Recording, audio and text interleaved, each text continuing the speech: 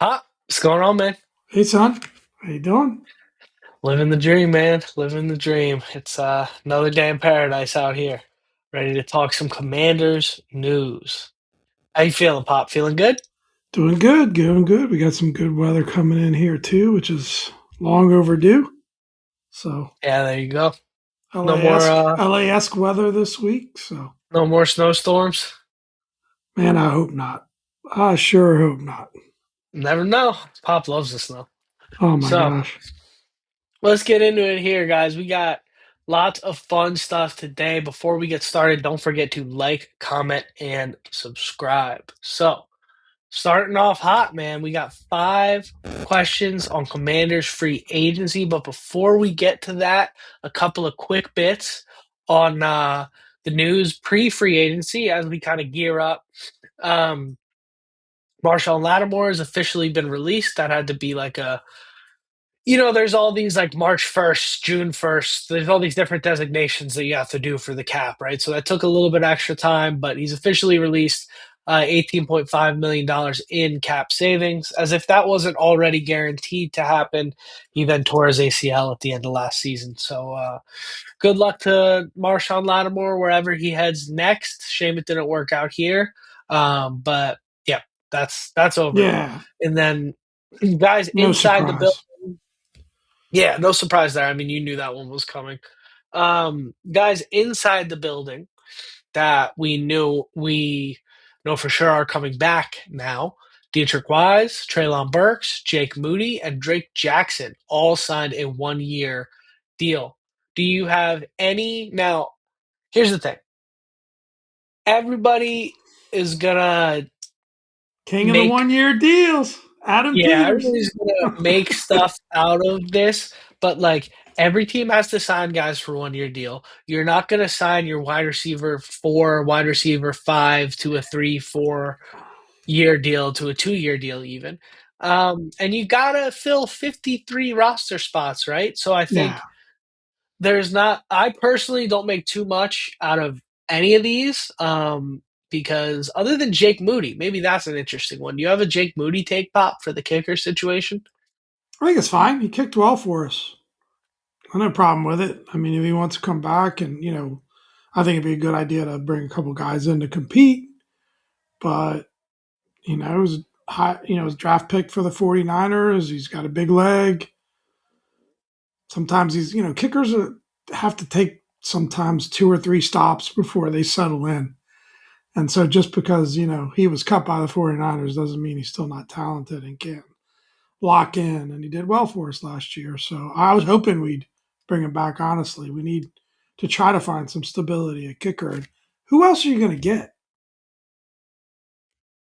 You know? I got no idea. I can't concentrate too much over kicker decisions because Exactly. at the end of the day, you got like even a guy like Justin Tucker, like an all-time great kicker, all of a sudden starts missing kicks in clutch time towards the end of his career, right? Like you just don't have at any point the tides can turn with these guys, and there's no way to predict it.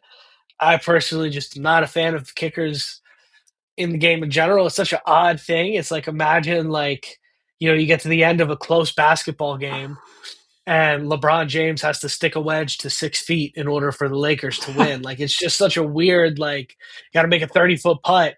It's It such a is. weird thing. But you got to have one, and hopefully this one works for us. And these guys on 1 year deals, I mean, if you think about it, Trey Burks and Drake Jackson, it's kind of the same situation.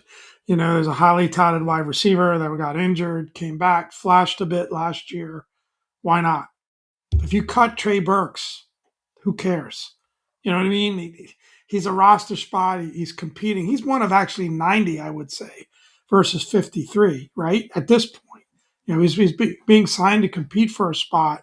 Drake Jackson, same thing. Highly touted defensive end, you know, came back from a nasty injury. I know a thing or two about patella tendon tears, right? Like it's a tough, tough injury to come back from. And I Never think, forget Victor Cruz. yeah, exactly. Uh, and Patrick Wise, I mean, I think it's just one of those things where they really like what they saw out of him for the brief period he was there.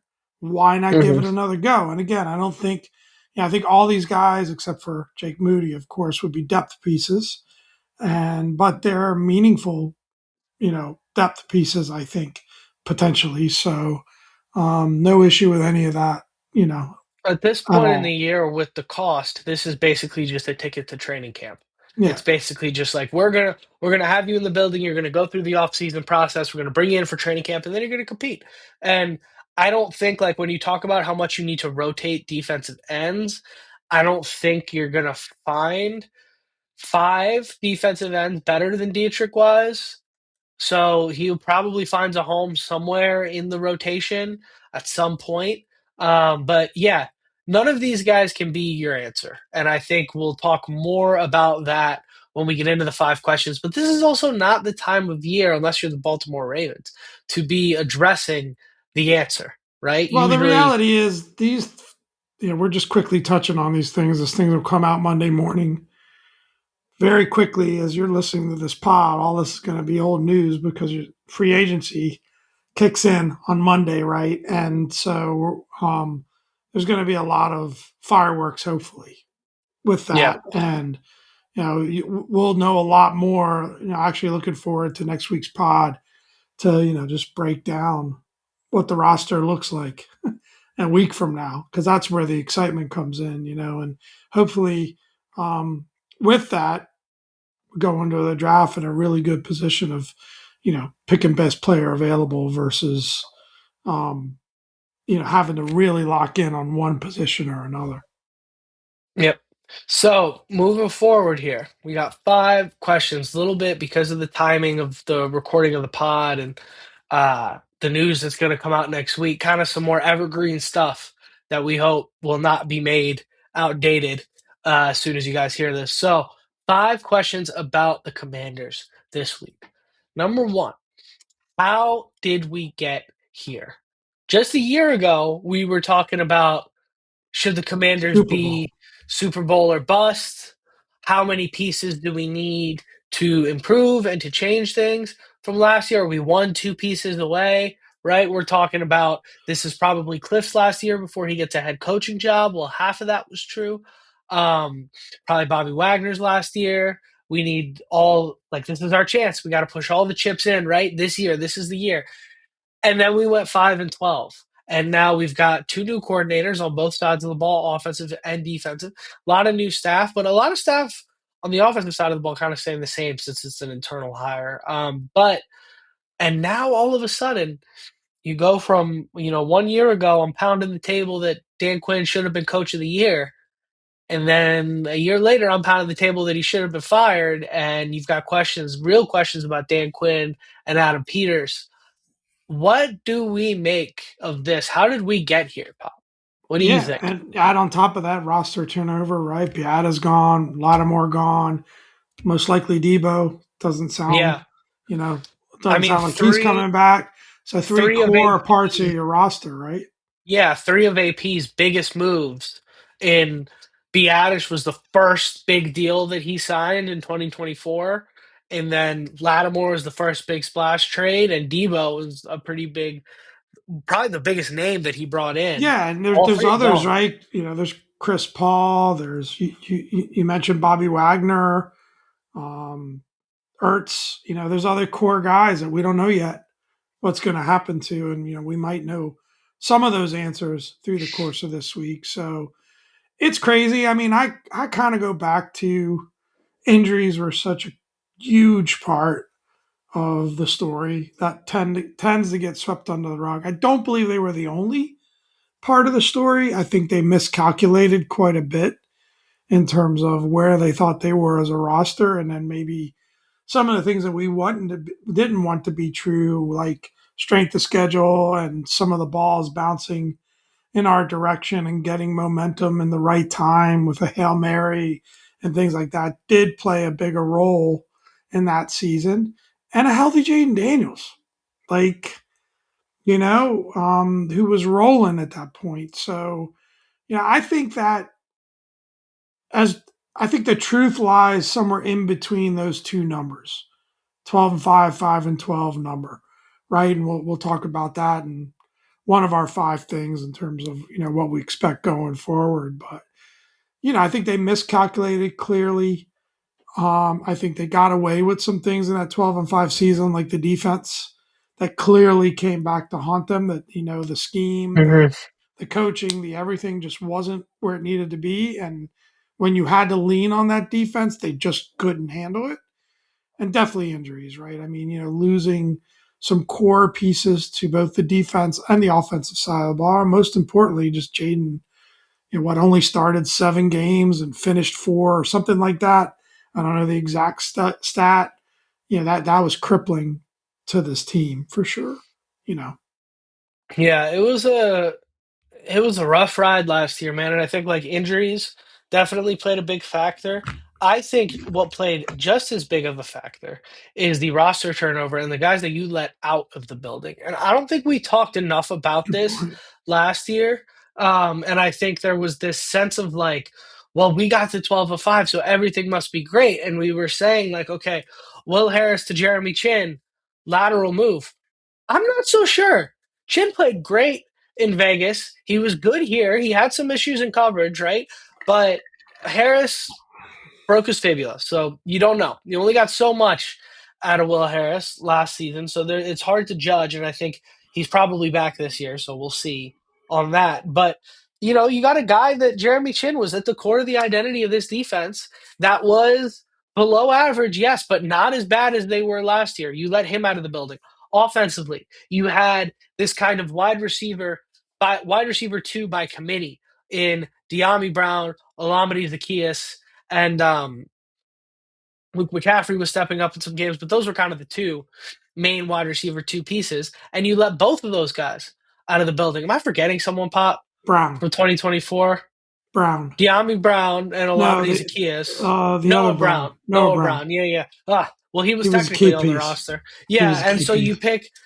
pick the guy out of those three guys They with gambled on him. availability issues and injury concerns, and you pick him to be your wide receiver two next to Terry, and you bring in Debo as kind of this complementary piece who you didn't really use as a complementary piece because most of the year Terry was hurt. So you have to line up Debo outside, He had to which become is number not how he one. plays. Yeah, Yeah, and he's not a wide receiver one. So you had, and then you had as a result, Jaden Daniels in the games that he did play did not trust his wide receivers because he's got Luke McCaffrey and Jalen Lane and all these guys out there that are not I mean, Chris Moore is a name that I never want to hear again. No disrespect. I mean, good for him for getting his shine, and I'm sure he made some extra cash last year based on the situation. But you let these guys out of the building that were all, I mean, there were moments, there were games where Zacchaeus stepped up against the Eagles and played a great game and had 2 touchdowns. There were games where De'Ami Brown caught some deep balls. They seem to have good chemistry downfield there, stepped up. He made a lot of key plays and key moments. You let both of these guys out the building who signed for pennies outside, right? They were not, I mean, $10 million for a wide receiver on a 1 year deal is nothing. And that was the expensive deal. You let all these guys out the building, and then you wonder why the team's not gelling, why things aren't coming together. Well, you decided you knew better. And you let a lot of guys out of the building that helped lead this team to success. And you think you upgraded and you went older and slower. And that's not an upgrade in most cases. And then you end up in a situation where I remember we were talking about it during the preseason. They went 0-3 in the preseason. We're like, how much does it matter? It doesn't matter. It's the preseason. And yeah, the twos, threes, and fours look really bad, but you hope you're getting the ones most of the year. And then what happened? We had the twos, threes, and fours most of the year because injuries happen because it's the NFL, and we were terrible. yeah. No, So I mean the plan at wide receiver was poor, and that was atrocious. bad miscalculation. Like, not really sure what they were thinking there. They would have been much better to run it back with the guys they had than doing what they did. Maybe add a Debo. Um, I hopefully they haven't made a similar mistake with Tyler Biadasz, right? Like, in terms of getting somebody on the radio had a really good point there. Said that maybe it was a negotiation thing. They asked him to renegotiate. He said nope, and it was sort of like, all right, and see ya. And you worry about those kind of decisions of when you've got effective players in the building, and then you're kind of going to say, well, Allegretti can do the job just as well. Hmm.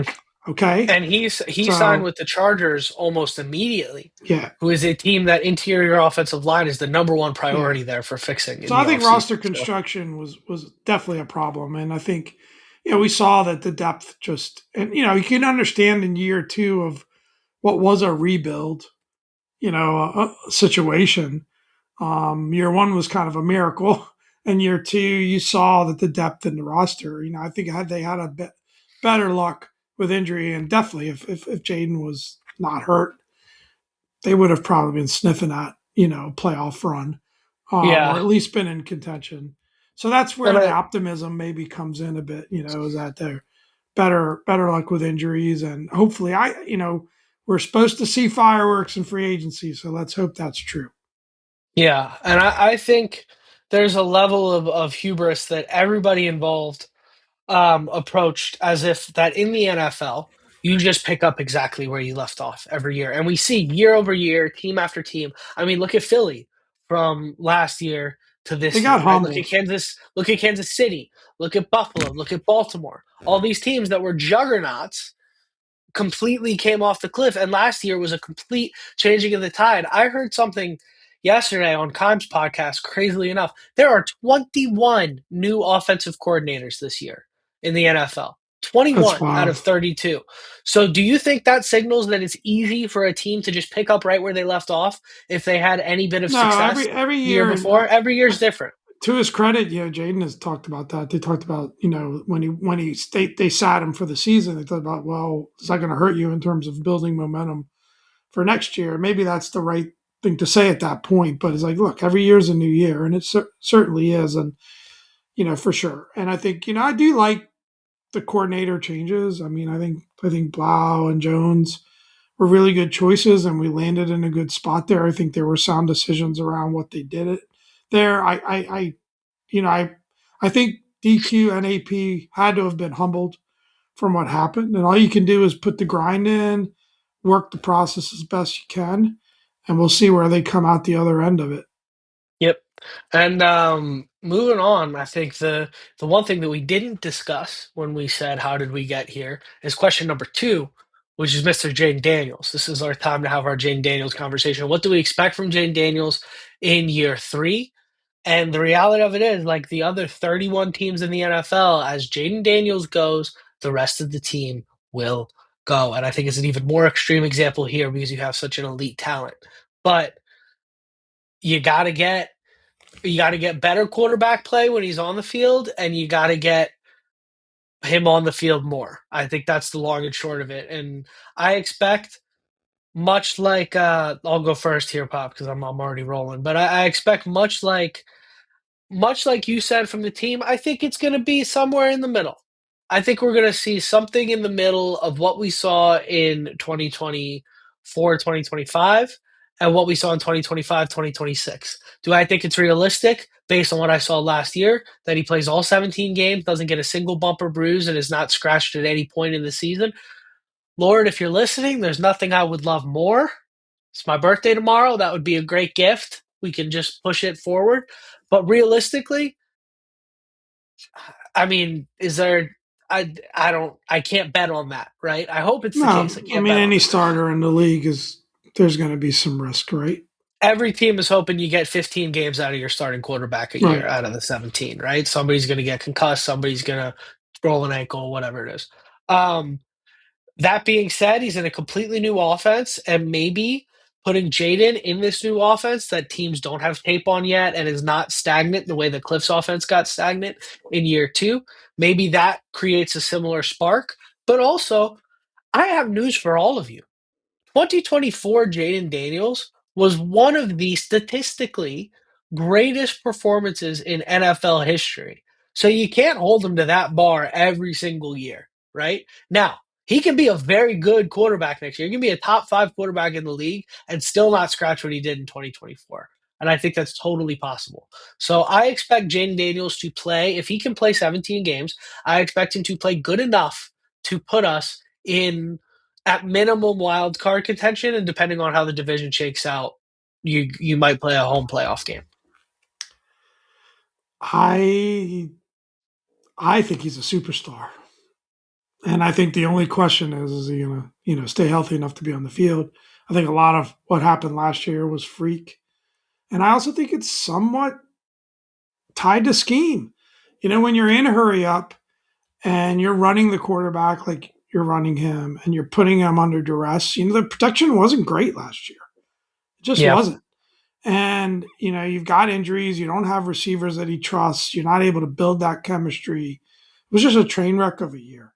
And I love at least in concept, what they're looking to do, right? Power run game, take the pressure off Jaden, maybe with a Jordan Love, and, really just make it to where you can't only focus on stopping Jaden and stopping the Commanders. But I think the kid's a superstar.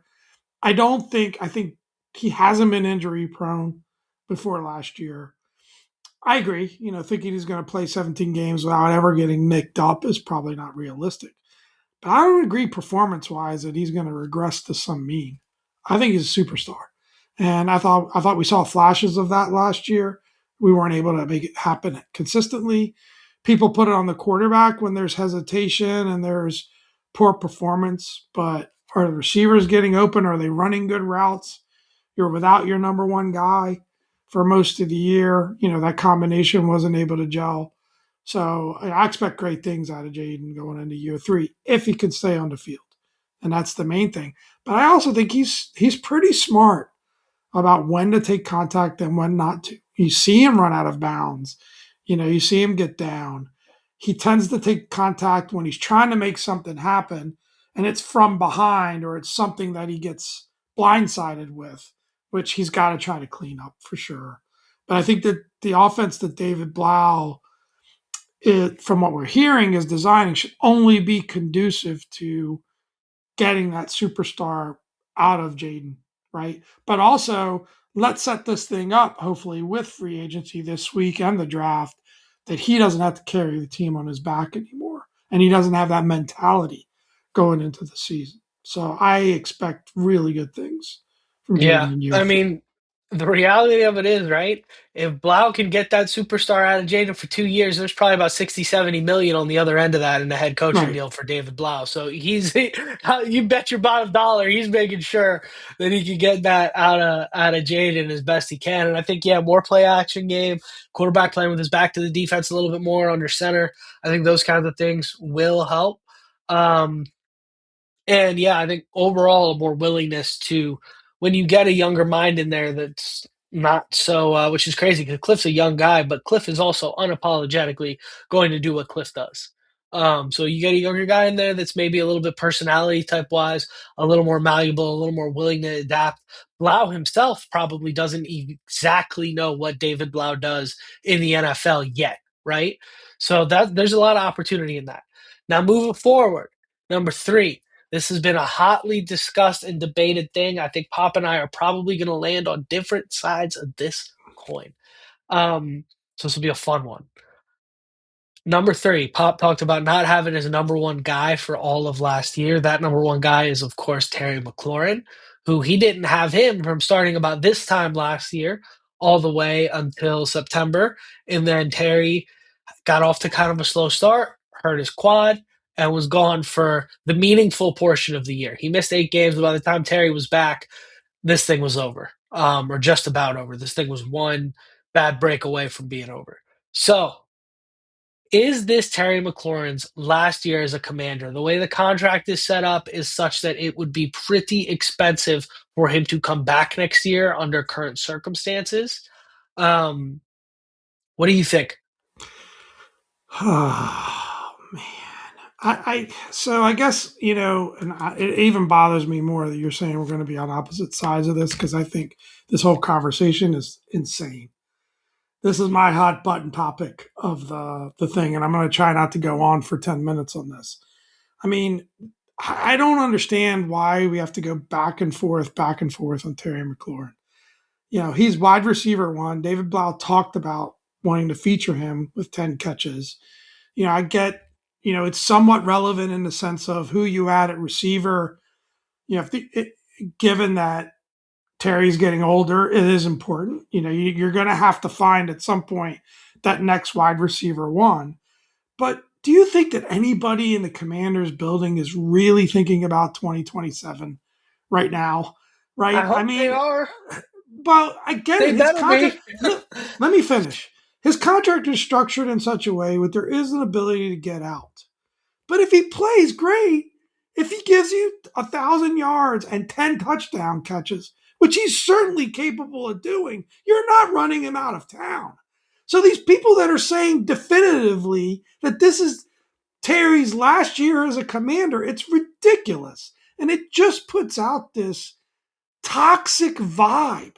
Why a commander, supposedly commander fan, like this national guy, whatever, he's trying to tie a line to maybe we do draft wide receiver with the number 7 pick because we've got to find that next wide receiver one. Peace. I get it. There's a contract situation there that might play out. Gosh, we gave Deron Payne 28 million to play out his contract this year. You gonna tell me Deron Payne's more valuable than a prime Terry McLaurin? And 32 is not 36 or 37. He's a guy that's in prime shape, that's always been in prime shape.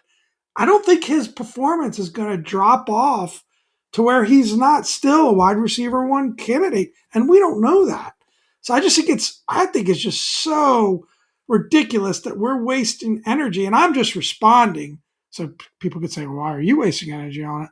I'm just responding to this idea of we're just going to lock in, and you got guys, and I'm not going to name names, but the same person that likes to be an antagonist and stir things up all the time, who I have a lot of respect for and has some good takes too, is just, yep, definitively, this is his last year as a commander.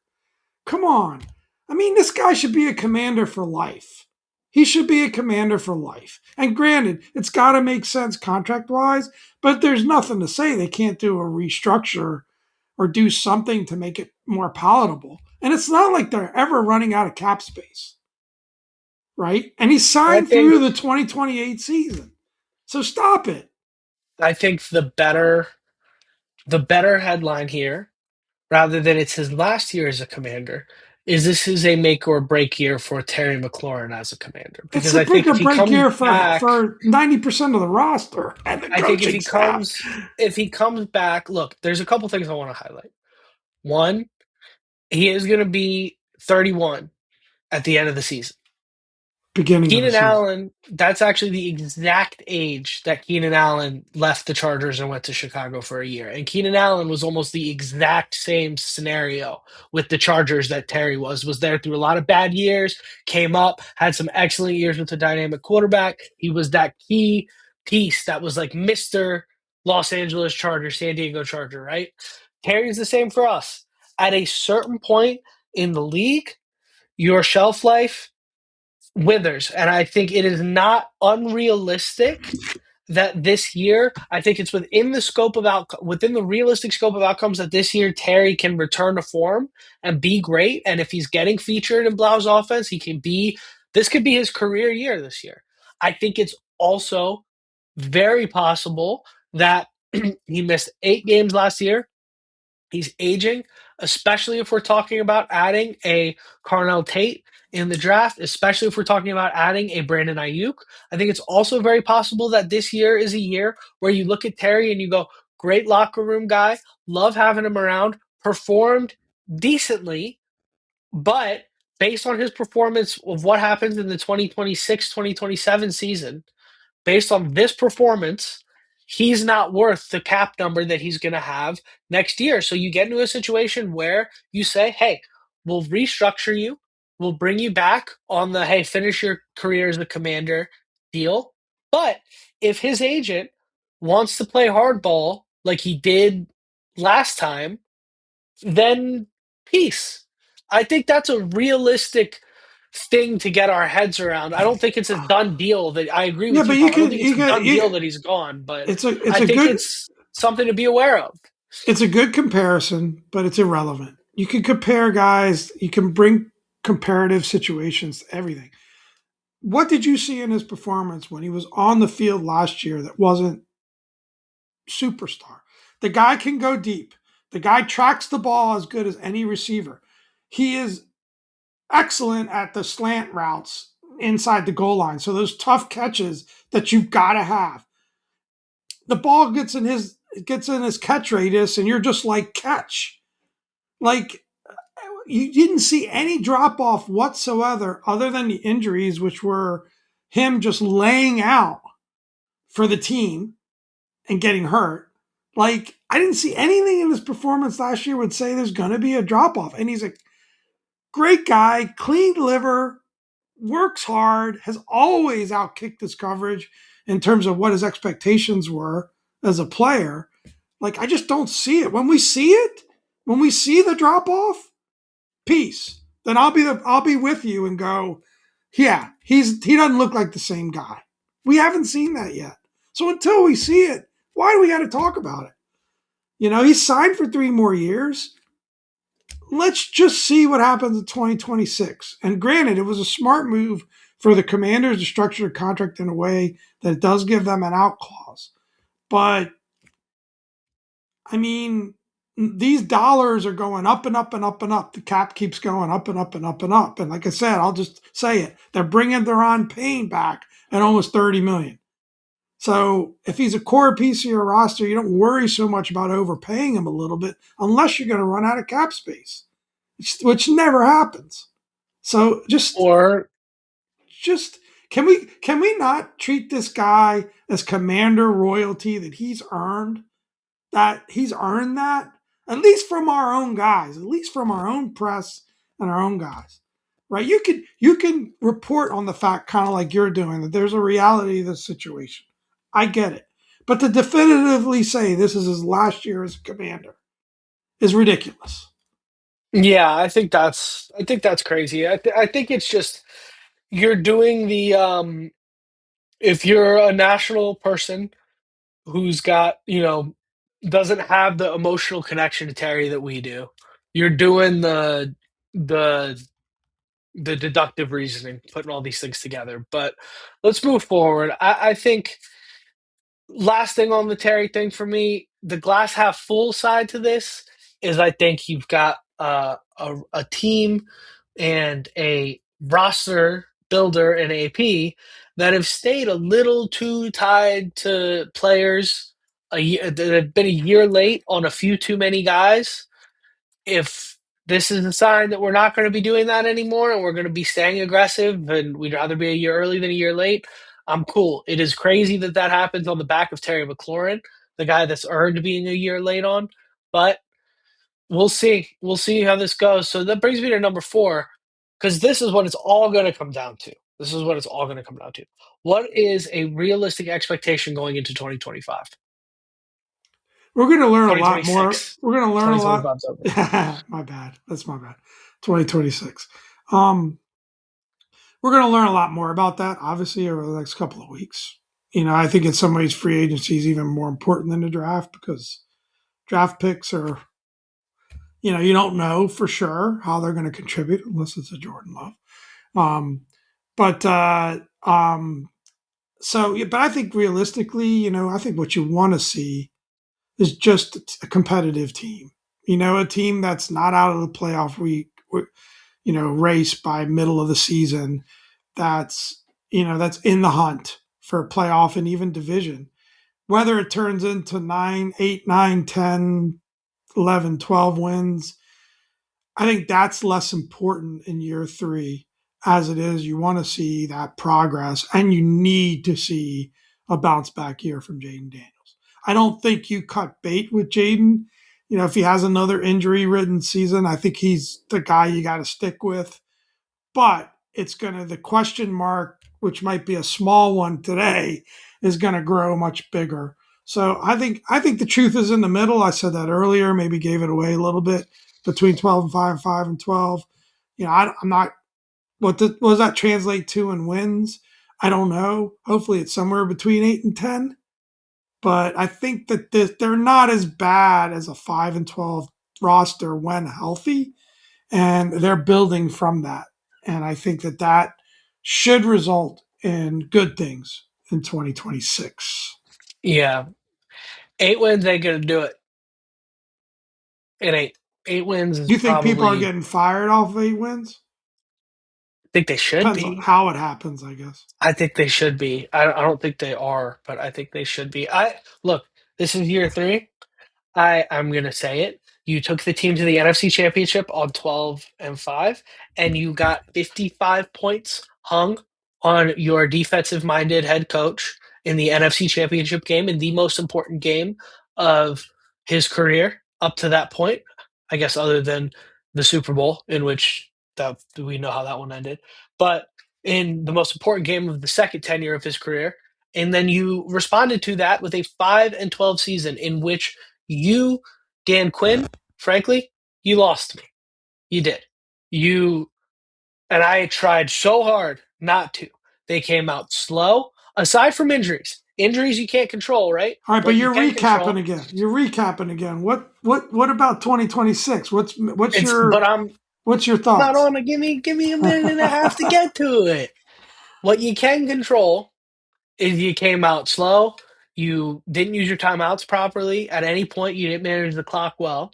You looked underprepared and lost most of the year. Yeah. So it's hard. It's really hard to build a realistic expectation for next year because, on one hand, you had one of the best coach, most together groups I've ever seen in 2024, 2025. And then you had a towards the end of Gruden tenure, Ron Rivera esque looking performance in 2025, 2026. So, how do you project what you're going to get out of the things that have stayed the same? Other than, I fear we are going to be in so many ways back in the hey, Jaden, can you put your cape on for us? I fear we're going to be right back there again. And I think Oh, that's a realistically, pretty pessimistic the Dominic expectation today. the expectation for me, I think, is probably between 7 and 9 wins, and I don't think that's enough. I don't think that's enough for. I mean, unless you're looking at a year where like the NFC East just completely bottoms out and we win the division at 9 wins or something like that, which I don't see happening. I don't think being on the in the hunt graphic, which I think is where we end up. I don't think the in the hunt graphic is enough to say this team is this team is definitively headed in the right direction. I think we'll know a lot more once we get through the next couple of months and what that roster looks like. I kind of disagree with you. Like I just think Dan Quinn never lost the team. I think there were I would put more ownership on some really miscalculated um, uh, roster construction, as well as, yeah, there were some scheme issues for sure. And they've tried to correct that. I mean, that's the good news. They've gone out and really, and I give Dan Quinn great credit. I mean, he went out and got a defensive coordinator who runs a completely different scheme than he runs. You got to give him credit for that. And he had a vision for what he wants on offense. The guy that is in there, and I don't think it was only his vision. I think it's his vision and AP's vision. And they said, "Hey, look, we lost out on Brian Johnson, but we're going to go get the next best thing, which is David Blau, who studied under Johnson and who's going to, from all points, going to put in a Johnson offense." So in that respect, I'm optimistic. I'm optimistic that they've been humbled. I'm optimistic that they've made the necessary adjustments to scheme. Now we got to see what happens. The assumption has to be that they are going to make meaningful contributions to this team in free agency, which I expect. Again, the draft is the draft. Usually those are guys who are going to really help you, other than maybe that first rounder 2-3 years down the line. They don't have a lot of picks. So I'm more optimistic, I would say, that it's going to be a bounce back year in 2026. I hope so. It's a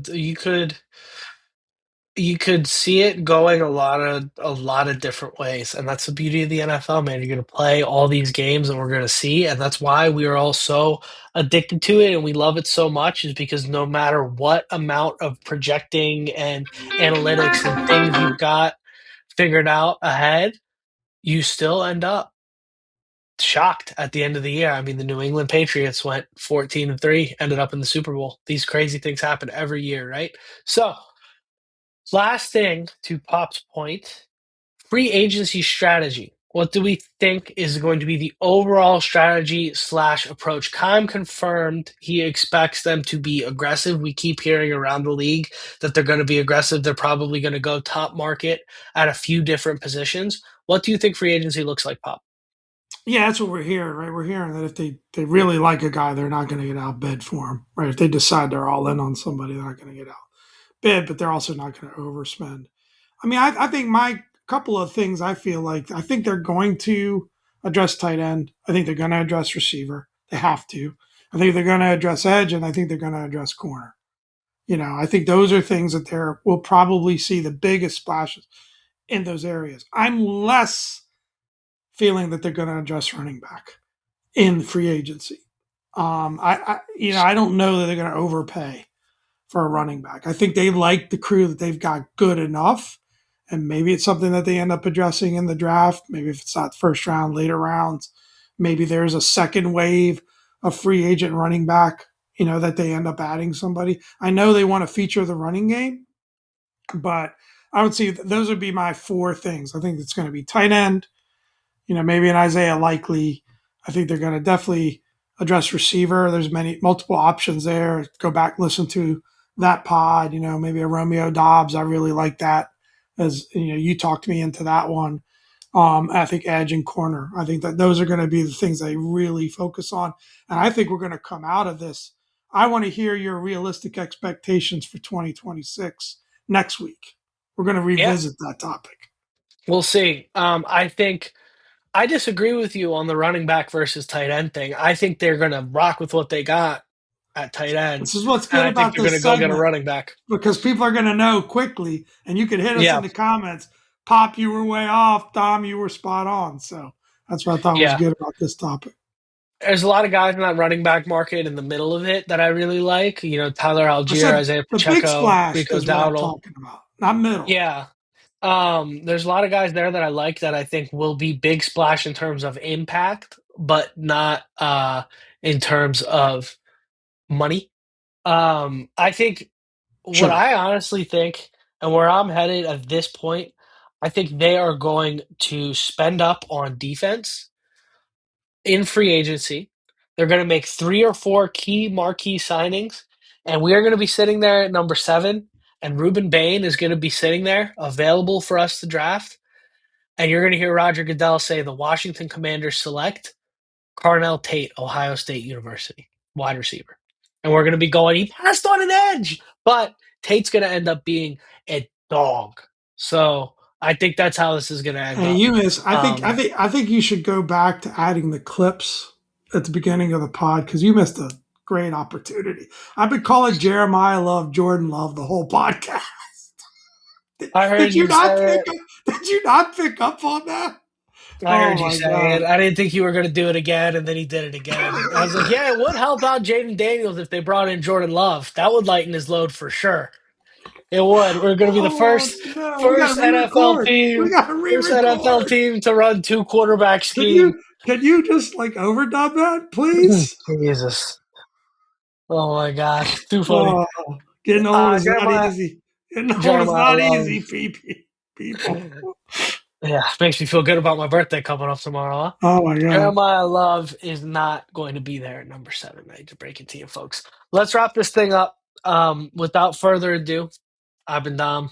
This is Pop. Thank you for another great week and hail to the Commanders. Hell.